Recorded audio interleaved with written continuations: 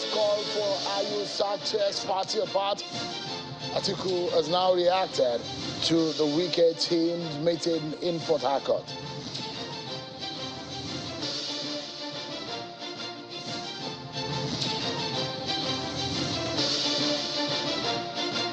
An industrial court today has ordered university lecturers to go back to the classroom. We're getting the reaction from ASU leadership tonight. Hello everyone, welcome to the program. This is Politics Today live on Channels Television. I'm Sean Kimbalo in Abuja. So much to talk about tonight. I will get straight to some of these issues because what we're trying to do tonight for you is the two major topics of discussion. We'll give you in-depth analyses and discussions over them.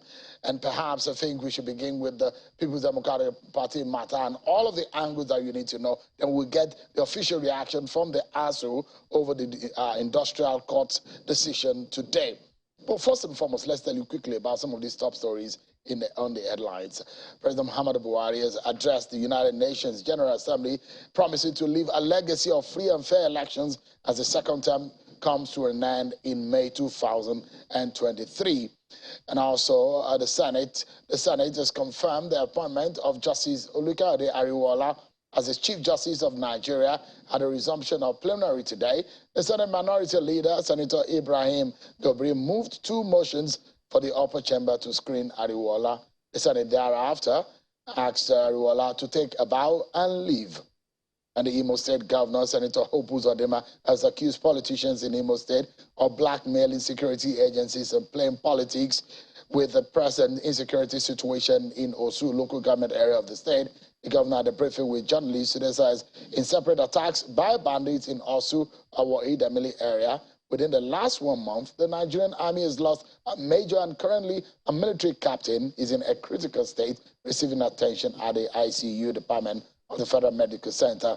The governor also clears the air and reacted to allegations by some politicians that figures in the voter registration in Omuma ward in his community was inflated to favor him in the forthcoming election. Continue to support security agencies to continue to do their work.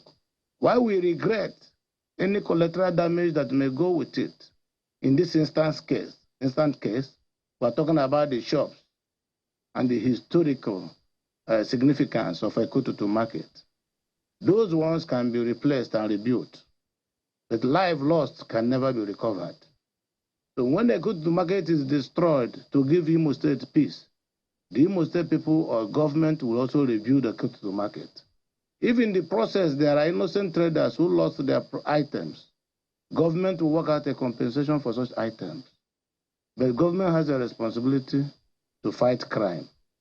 Let me also use this opportunity to call all leaders, men and women in Imo State, resident or visiting, who has information that can lead to where these bandits are hiding or where they operate from. Government will appreciate it. Thank you so much, everyone. Those are some of your top political stories today. You're now up to date. Now, there is fire on the mountain in the main opposition party, the People's Democratic Party. The internal wrangling seems to have taken a new twist. So, in a late-night meeting, the camp of Governor Nyesom Wike in the People's Democratic Party has officially announced its withdrawal from participating in the presidential campaign of the party for the 2023 elections.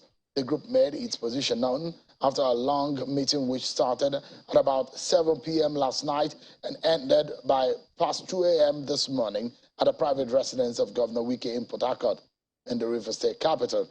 Members of the group said none of them will participate in whatever capacity in the campaign council unless the national chairman of the party, Senator Yocha Ayu, resigns for a southern candidate. Tonight, I would like to get you the whole picture of at least a summary and perspectives of the major speakers after that meeting. the things that were said and those perspectives from the Governor Wike's side and those of the other side of the divide in the PDP, and looks so much like a boycott of the PDP presidential campaign. First, the communique was read by Chief Olabode George, a member of the Board of Trustees of the PDP and a leader of the party from the Southwest, who was also in that meeting. I'd like you to take a listen to what he read and the summary of what those in the meetings agreed upon. Take a listen to Chief Olabode George. The published Presidential Campaign Council list translates to putting the cart before the horse. The pertinent issue before the party remains the resolution of the IU leadership debacle, which is a departure from the spirit and letter of our Constitution, which undermines the unity of our great party. It was therefore resolved that Senator Iyorchia Ayu resigns as the national chairman of the party for an acting chairman of Southern Nigerian extraction to emerge and lead the party on the national campaign.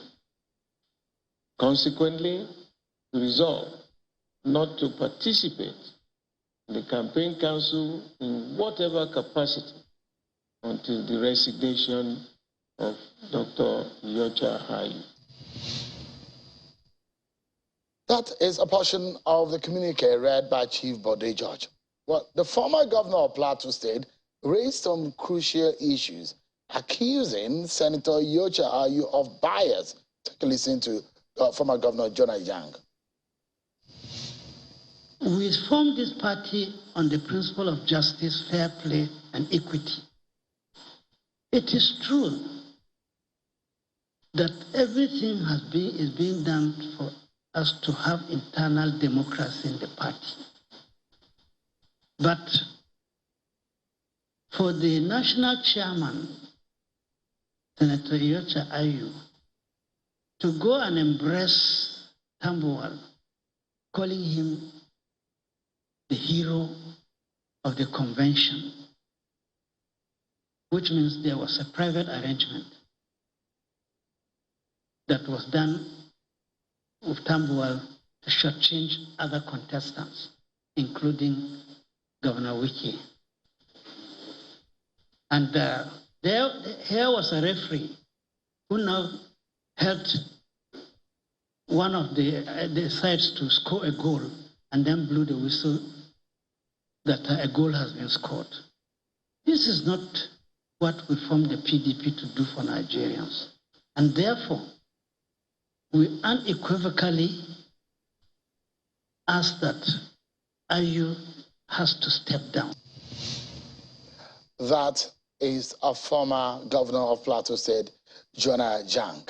He's of the North Central from Plateau State. Now, Governor Makinde and Professor Jedigan were the other people, leaders who spoke at that meeting. And these are their own perspectives of the situation.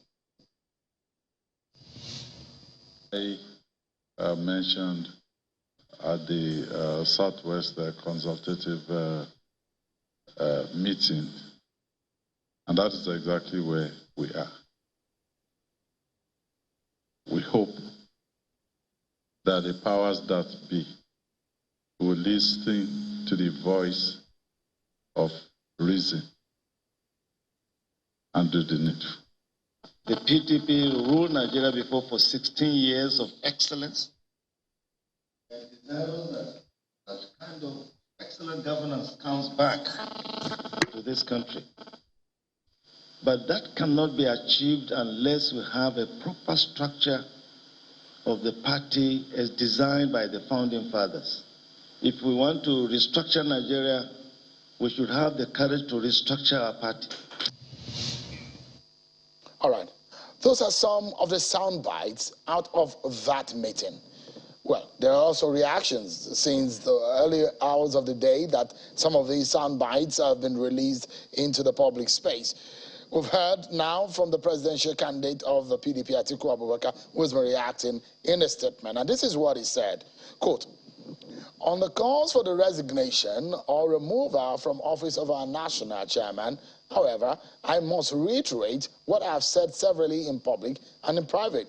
The decision for Dr. Yocha Ayu to resign from office is personal to Dr. Ayu, and neither I nor anyone else can make that decision for him. As to the cause for the removal of Dr. Ayu from office, however, I will state that as a committed Democrat and firm believer in the rule of law and democratic tenets, and our party being one set up, organized, and regulated by law and our constitution, it is my absolute belief that everything that we do in our party must be done in accordance with and conformity to the law and our constitution. If Dr. Ayu is to be removed from office, it must be done in accordance with the laws that set out the basis for such removal. In any event, you will all recall that the very body that is empowered by law to initiate this removal from office has already passed a vote of confidence in him. End of quote. Those are the words of the former vice president and the presidential candidate of the PDP, Mr. Atiku Abubakar. Now, we'll try to get more details.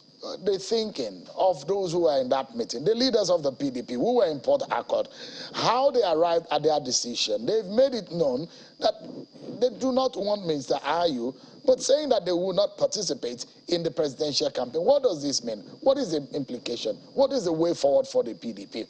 I have one of the leaders there. In fact, it's a man who spoke on behalf of everyone yesterday, a member of the Board of Trustees of the PDP, Chief Olabode George. He joins us live from Ikoyi area of Lagos.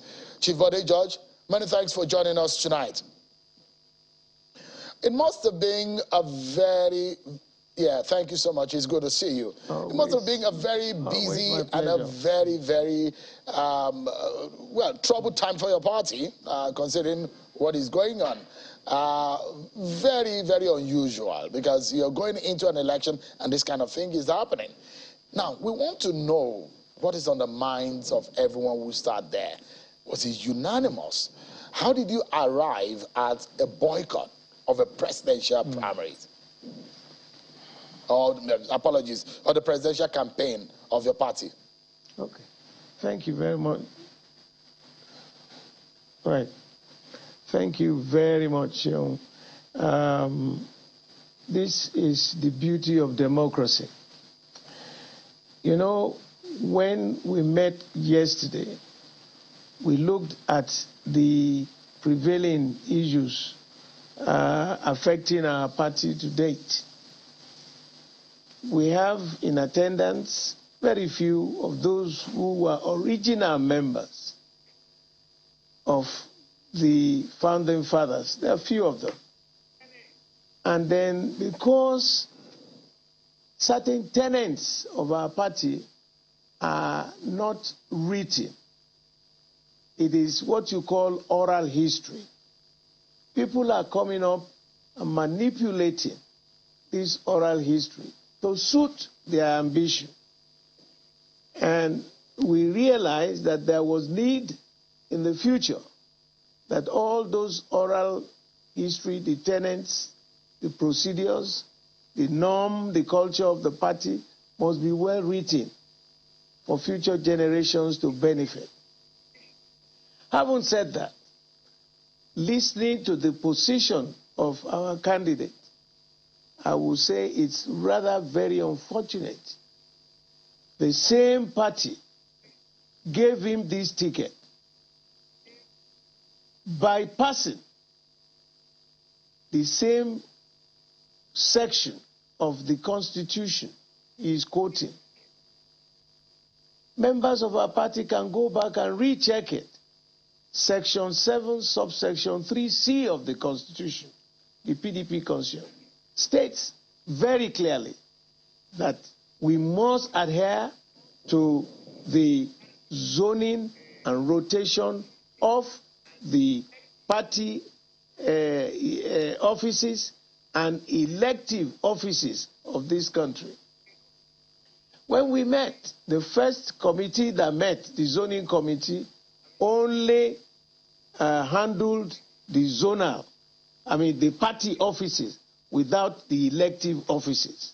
So for 6 months, forms had been sold to people, people have bought, they've been campaigning, all over. And they knew. We had a meeting of NEC, and we realized that there was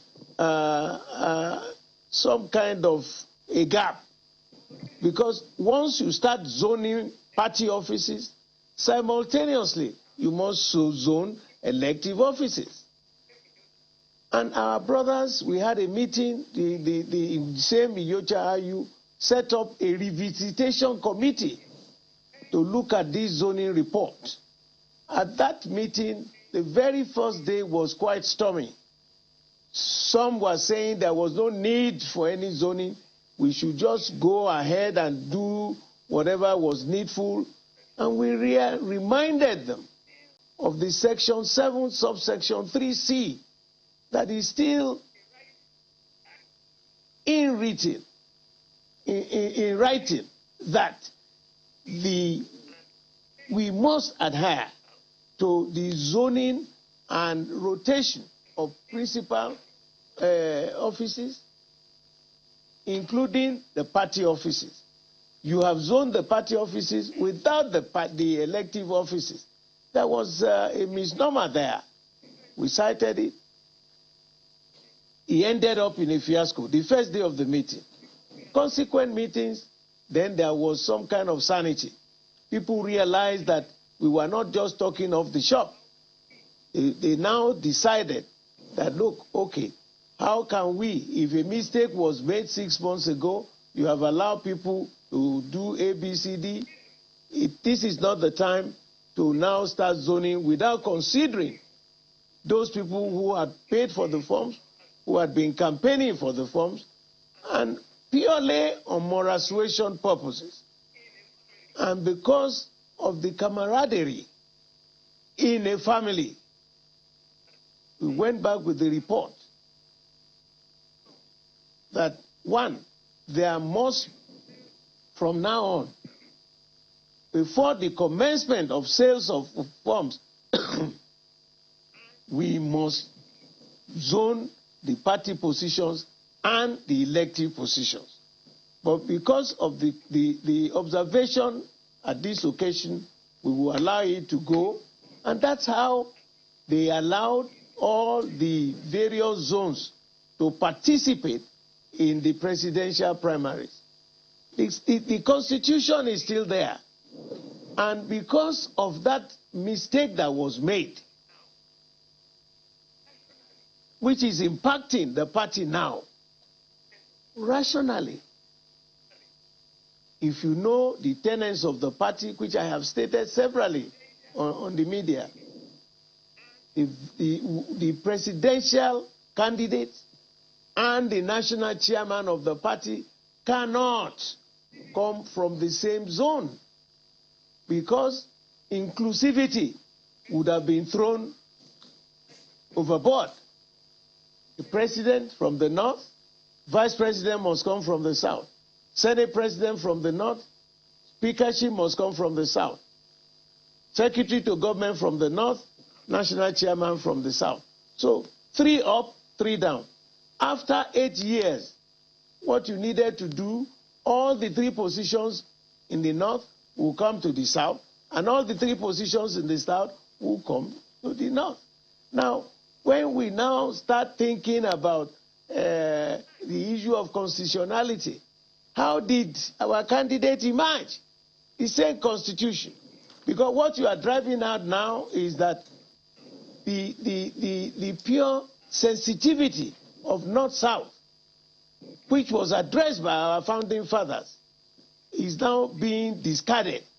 And as long as you do that, you are exacerbating the already prevailing crisis of North-South in this country. We don't want that. PDP is the only political party that is absolutely national in its outlook, and in its behavior. So, telling us that, no, we do not we will be violating the Constitution. But we did that to suit his own emergence. So what is good for the goose is definitely good for the gander. And talking about the meeting yesterday, we looked at it. A list of the new campaign council has been released.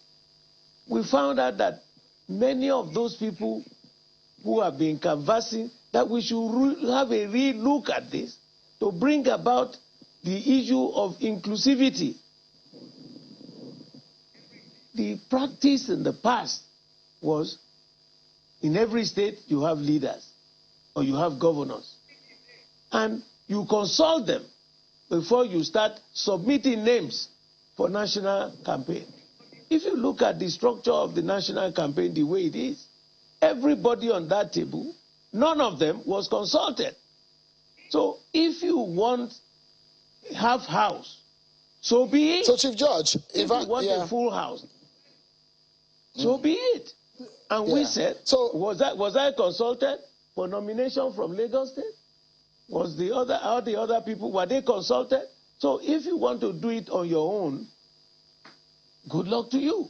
And those are the things that we noticed, and we now decided that, look, if they don't want us to participate in the national campaign, then we must go back to the public and let them know.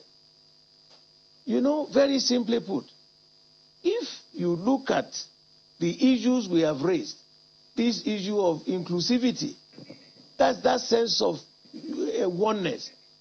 Our candidate has this onus. He says he's a unifier.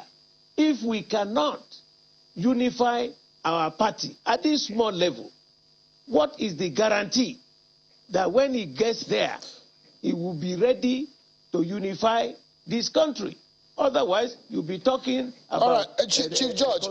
So let me help him quickly. I have a long list of questions here, which I'd like you to help me address quickly on the problem. So one of it is, you look at the campaign council. It's being chaired by someone from the south. That's the governor of Akwa Ibom State, Governor Udom. Yes. Now, you look at Senator Wabara, who has now emerged as the interim or the acting chairman of the BOT, which you're a member of that committee in the party, perhaps the second or the third highest organ of the party. For some of those who think these are concessions in the issue of inclusivity, for you at that meeting, you think this is not enough?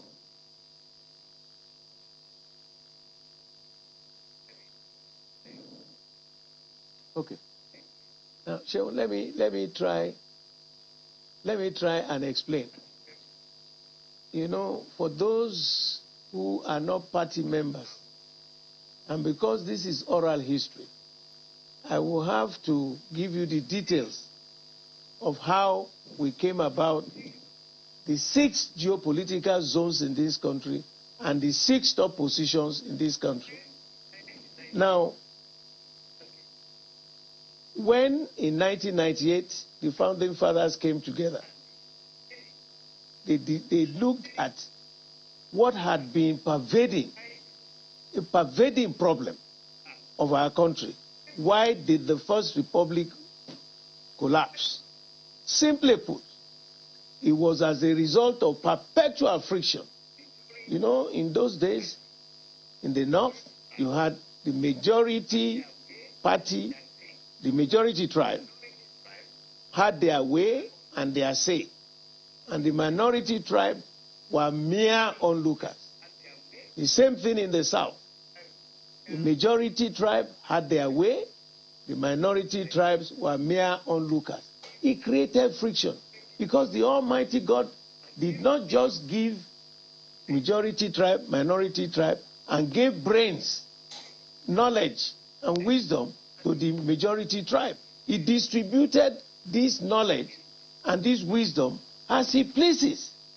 So If people were to just be present and be looking like mere zombies, it created so much friction that led to the collapse of the First Republic, the Second Republic. So when they met in 1998, they said to themselves, what can we do to ensure that we move away from this misconception and that we don't want these military boys back in government? That's how they sat down and divided Nigeria into 6 geopolitical zones. You know, this is merely our party concept. It's not in the national constitution, but it is a very workable arrangement. Northwest, North Central, Northeast, Southwest, Southeast, South-South. And so we had 6 geopolitical zones. And then they came up with the 6 top positions in the land: the president, the vice president, Senate president, speaker, secretary to government, and national chairman. They linked the legislative arm with the executive arm and the party. So these are the 6 top positions in the country.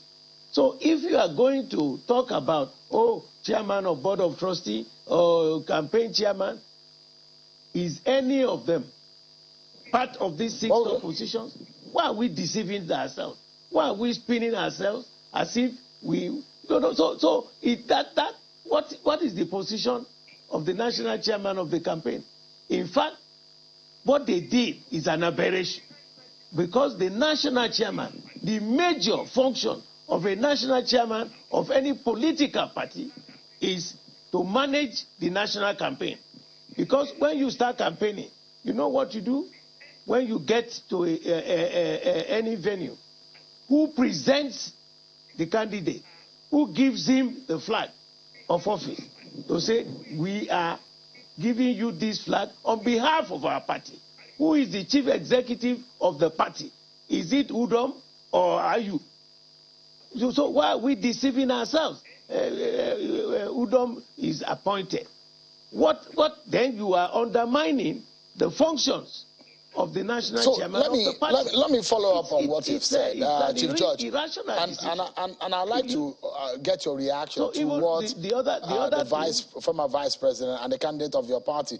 Apologies, Chief George. I don't know if you can hear me. I'd like you to react to what Mr. Atiku Abubakar has said. Yeah. He said, look, the constitution of the party has slated how a national chairman can be removed. The body or the organ that can remove him was the one that also placed him, that gave him a vote of confidence.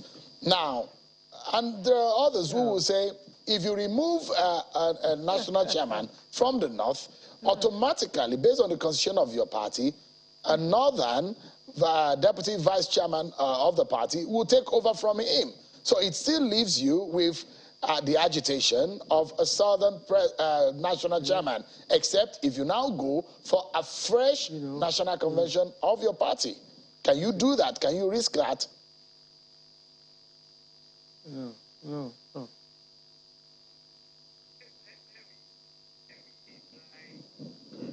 Now, let me try and educate the public on this issue. We are not talking about removing him or forcing him. He himself, Iyorchia Ayu, stated pointedly that peradventure, if the presidential candidate emerges from the north, I didn't say it, he said it publicly, that he will resign. So why is he sticking to the point? You know, the issue we are talking about is purely moral issue. It's a purely moral issue. Once we use that same moral issue to allow Atiku to compete, because President Buhari, is he from Anambra or is he from Lagos? He's from the northwest. He's from the north. He's on his 8th year. When he completes his term, Now you have another northerner who will go on. Doesn't that affect the inclusivity, the sensitivity, and the balancing that the founding fathers envisaged for our party? So if he's talking purely on legal issues, no, that's not what we are saying. If we use the same moral compass to allow him to contest at that time, because he's from the north, he would have been zoned, because chairmanship had been zoned to the north, it means the presidential candidate must come from the opposite zone, which is the south. Now that you took up the ticket, Ayu himself stated completely that we should allow that once a presidential candidate emerges from the north, he himself will be too happy to resign. So why are we now playing some games? Why are we playing games? If we didn't do that at that time, would he have emerged? Would Atiku have emerged? No. If we are able to bend over backwards to achieve and close ranks, it's not a fixated thing that at least like a Berlin Wall. Even the Berlin Wall, at the final analysis, did they not collapse it? So if we are asking, we're not talking on moral on the constitutional issue of are you coming or are you going. What we are saying is that on moral basis, because he himself stated that he would like to if the presidential candidate comes from the north, I will be too happy to resign. Especially the way forward now that there is a statement of a boycott from your group, and what is the way forward and the solution for in all of these impasse in your party. Plus, when we return, we'll also be speaking with the ASU president, Professor Emmanuel Oshodeke, over the judgment of the National Industrial Court today, ordering the university lecturers to go back to classrooms. Will the university lecturers yield to that order? Would they be appealing the case? What is the next line of action of the university lecturers? Stay with us, everyone. We'll be right back.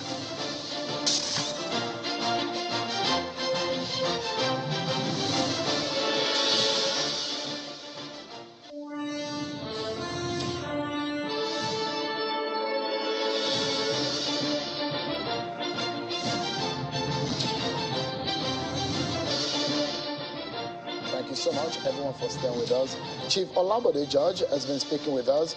He's a member of the People's Democratic Party Board of Trustees, and he was one of those leaders of the PDP who met at Governor Yinson Wike's residence in Port Harcourt and announced a boycott of the PDP Presidential Campaign Council. Thank you so much, Chief Judge. Don't forget, everyone, I will say have a national president of ASU in the studio here. As soon as we finish the conversation with Chief Judge, we'll be talking to him. Now, Chief Judge, quickly, a few questions before we wrap up with you. I look at it now, this boycott, I'm very certain, because you are leaders of the party, the implication is very dire if should you decide to go that route. And it doesn't look like the presidential candidate of the party, based on his statement today, is yielding to that call. It doesn't look like he's backing down. In fact, he has doubled down on his call that if you want to remove him, it's either you ask him to step down by himself or go to the constitutional means of removing him from office. Have you considered deeply the implication of this boycott?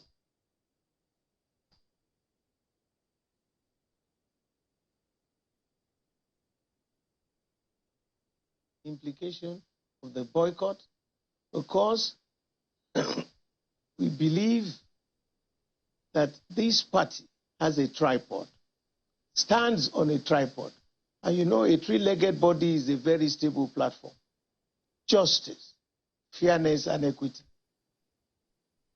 We wrapped them all up and called it all inclusivity. If you are members of an association and one group decides that it doesn't need you Let him go and win. Let him go and win. What we are saying is not for Bode George, it's not for Wike, it's not for Jerry Ghana, it's not for Jonah Jang. We are talking about inclusivity, that the founding fathers found a system that will incorporate all Nigerians, all tribes of Nigeria. And you are telling us, you are now bringing up some legal issues. They will have to do this. Really, I can't believe this is what I'm hearing. What we decided yesterday, 24 hours in politics is a very long time. But for you to tell us that it doesn't matter, the South doesn't matter, you have some friends in the South, if that is your attitude in managing this country, does that make sense? Does that make sense? A leader must be humble. A leader must respect the will of the people, because it is the vote of those people multiplied that will get you to the villa. Are you telling all the southern people they don't matter?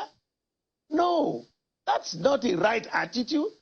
What is the ambition of one individual?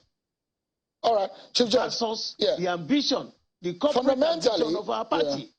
Yeah. You are saying it doesn't concern you? No, no, that's a wrong attitude. Let's look at it on a final note. Is the way out. It does look like there is a breakdown in the reconciliation process between the Team Wike and the Team Atiku. What, as a leader of the party, if either Senator Ayu or Mr. Atiku Abubakar are not looking in the direction in which your demands have gone, what do you suppose will be the way out? Because for those of members of your party who says, if you boycott, your party might lose the coming election.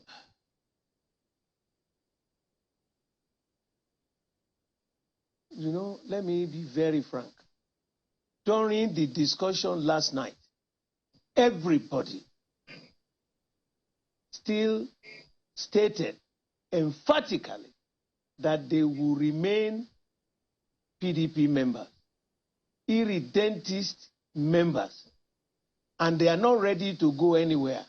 We are sending a signal for them to do a rethink, because politics is not about like Berlin Wall.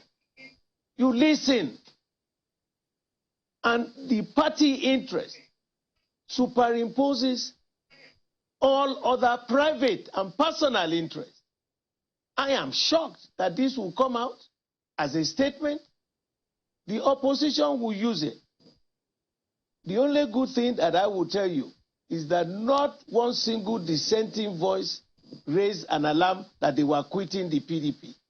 We will work for all those who had picked up our tickets. But when we are going to work, like he was doing and campaigning, like he went to Kano to get the support of people in Kano, I also want to go to the rostrum in Lagos and tell the people that the exacerbated division among tribes, we will be able to close up the ranks and revisit Nigeria. And as one of the issues raised by him, that is a unifier, where then is he unifying? If you have a little problem and all you are talking about is constitutionality, where is the issue of emotions, for God's sake? We are not leaving this party, but at the same time, justice, fairness, and equity, the tripod of the party, we will maintain it. And if we don't maintain it, the platform will start wobbling. Whatever be the outcome, the future generations and the historians will know who to blame. But I will plead with him that he should calm down, let us sit down, because there is no final touch yet. We are moving out. People have vetted their opinions on the composition of the council. And then finally, if you look at, they put Governor Akwa Ibom as the chairman of the national campaign, and they put the national chairman under him, where is that done? Where? All right, Why George. are you trying to reinvent a wheel Thank you so that much will never indeed fly? for your thought. What is this? We have to leave it at that. But I must sincerely thank you for your thought tonight, and I wish you, your party, the very best as the campaign begins in less than 10 days. Thank you so much indeed, Chief Olabode George, a member of the Board of Trustees of the main opposition party, PDP. Thank you so much indeed for talking to us tonight. Let's switch gears now, everyone. The National Industrial Court has ordered the Academic Staff Union of Universities, ASU, to call off the ongoing strike, delivering a ruling on the interlocutory injunction filed by the federal government. Justice Polycarp Herman restrained ASU from continuing with the industrial action pending the determination of the suit. Justice Herman, who is a vacation judge, ordered that the case filed should be returned to the president of the Industrial Court for a reassignment to another judge. The judge further held that the industrial action is detrimental to public university students who cannot afford to attend private tertiary institutions. He said the Trade Dispute Act mandates workers not to embark on strike once an issue has been referred to the Industrial Court. Justice Aman also upheld the application of the federal government, saying it was meritorious and granted.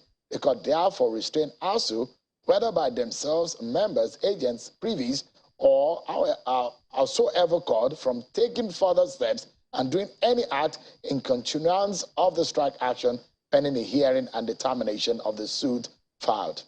The judge refused to find the federal government as demanded by ASU. Tonight, I'm being joined by the national president of ASU, the University Lecturers Association body. Professor Emmanuel Oshodeke joins us live here in our studio. Thank you so much, Prof, for joining us. Thank you, Robert. Apologies. I mean, thank you for your patience tonight. Thank you. The struggle continues. Is that the statement that we are hearing from you? Are you appealing the case, or what's the next step for ASU? The beauty of the Nigerian legal system is that there are steps. Those are called the first step. There's appeal court and there's Supreme Court. So, as a union of intellectuals, we will sit down, we'll hear from our solicitor, our lawyer, and our members, and then we'll take on the next step. Definitely, the decision of the industrial court is not final. The court asks you to go back to classroom immediately. So when are you meeting? When are you taking the decision? Because the judgment of court is binding. When we hear from our legal, when we get the proceeding and elect for a lawyer, we'll continue. It's not what I've come here to discuss today because it's purely legal. What was the reaction of yourself? You were in court, I assume, today, were you? I was in court. Okay. And some of your colleagues, what were your reactions at the delivery of the judgment? Like I said, we are a union of intellectuals. We don't have those emotional things that people look at. They are giving a judge the first step. We have 2 more steps to go. So we are not bothered. We are not emotional. He has a right to give his judgment, and we have a right to appeal. But the judge made, in the judgment, there were some very instructive part of that judgment, which says, for the sake of those students that are being away from the classroom for over 200 days, since February, are you going to consider that in your decision? You see, like I said, when I was going, I didn't plan to talk about that. But let's go back. No, I'm not talking about it. I'm talking about the basis of which the court places judgment. What precipitated the strike? The union just wake up and went on strike? What precipitated the strike? The union had an agreement in 2009, not implemented. Memorandum of Understanding 2017, not implemented. Memorandum 2020, not implemented. Agreement in 2020, thrown away with Musa EGB. Agreement in 2022 with the MIBRICS, thrown away. All the issues neglected. Are we happy with the state of our universities? Why are those who have money in this country taking their children away from Nigerian universities and taking them abroad? That is the question we should have. Will this judgment solve the issue for which we are strike? I sent something to you. I don't know where you have looked at it. Yes, I looked at it. You need to the position of the federal government as of 2012. We need to show that to Nigerian people.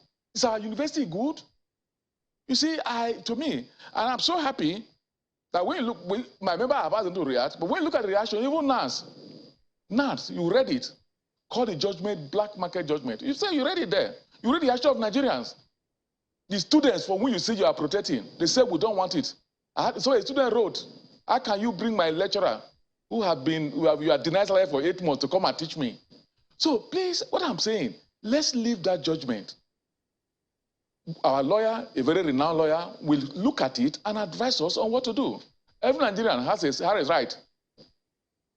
Now, so your position now, let's be clear, is that speaking on behalf of your colleagues, you are not going back to the classroom. You are hoping to appeal the case. You don't need to push us to that level. No, I'm asking a question. Every person has a right to appeal. The judgment of the industrial court is not final. And I have said, I am not a lawyer. I will have a lawyer representative who will advise us properly and will take the next step. But like I said, every Nigerian has a right to appeal judgment. So the ASU is not satisfied with the judgment of today. Are you satisfied? No, I'm not part of ASU. No, you are a part of, look, you are a part of Nigerian. You are a Nigerian. And when I look at you, you are not one of those who can send their children to Cambridge. We're not. We're just workers. We cannot. Are we satisfied with the system? Are we satisfied with our universities? How come our people are running to Ghana? In the 80s, we said Ghana must go. Why are we? Were you surprised when the federal government went to the industrial court? You see, that is the funny part of it. It's really funny. You see, you go to court when your collective bargaining and your negotiation have broken down. We don't have a broken down negotiation with government. We don't. As we speak, so the National Assembly are handling the issue. You read it yesterday, and we reached an understanding yesterday. We reached an understanding yesterday on how to resolve this problem in the university system to ensure Nigerian university students go back to university in peace, well taught, in a comfortable environment. We reached an understanding that they are going to meet the president to present to him, and if they agree, the strike is called off. The pro-chancellors met with the president. Also met with the president. And the president said he was going to get back to them. And the pro-chancellor also met with the president. And the president said, I will come back to you. If all these are going on to resolve the problem amicably in the interest of the system, and the Minister of Labour decided to go to court, you had a meeting with the president on Friday last week. We have a meeting with the Senate this week, the two major arm of the government, and they said we are handling the issue, we will resolve it within a very short time. And a member of that executive goes to court and says, go back to work whether you like it or not. Do you think that the federal government is not sincere?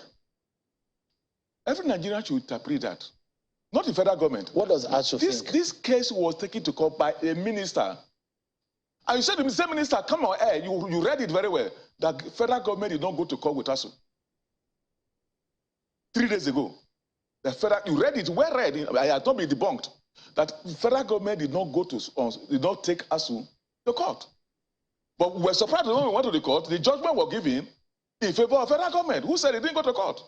That tells you the type of thing you have as a country. A minister went to air. Who went to the court? Because when we went to the court, the person is the Minister of Labour that put 2 decades to court. Why the executive arm and legislative arm of the government are resolving the issues? Were you getting somewhere with the Minister of Education in your negotiation? Was there a signal that something good was coming out of the negotiation with the Minister of Education? You see, Minister of Education is a minister.